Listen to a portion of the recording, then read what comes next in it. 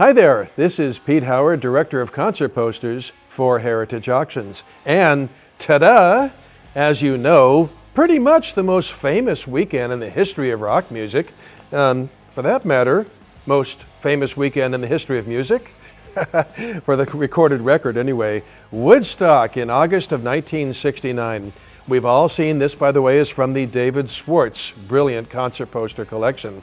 We've all seen the vertical red Woodstock poster with the dove on the guitar neck by Arnold Skolnick. Well, this is a bus sign.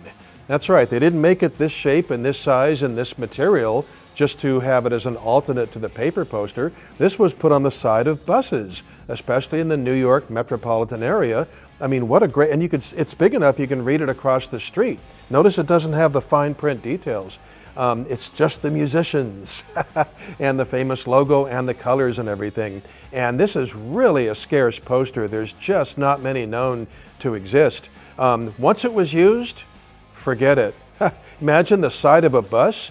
Even if every day was a beautiful day, that thing's going to get hammered. So the only ones that exist that we know of were, I don't want to quite call it printer overrun, but there were a few that were found together and not used many, many years ago. And this is one of them. And it's, it's a tough piece to come across, boy.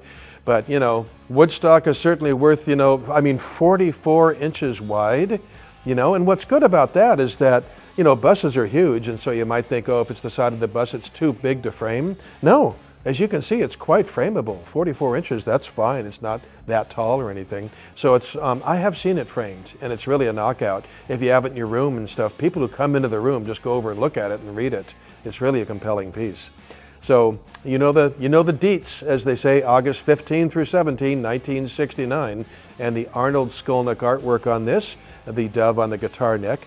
And boy, the bands, the artists, the musicians, what can you say? Jimi Hendrix, Grateful Dead, Janis, Joplin, The Who, Crosby, Stills, Nash & Young, Jefferson Airplane, the band, Santana, and it goes on, doesn't it? I hope you don't think I was going to read all the names off. No, just hitting some high points there. But as I said, I do love the fact that this horizontal version is not crowded with all the ticket details and everything. In fact, remember, Woodstock was supposed to be an arts and crafts fair as well as music, and so the red, the typical Skolnick paper poster gives details on the arts and crafts and all this. This one just really hits the button right there with music fans only, which certainly I just love that aspect of it. And it still does say, though, the very key 3 days of peace and music.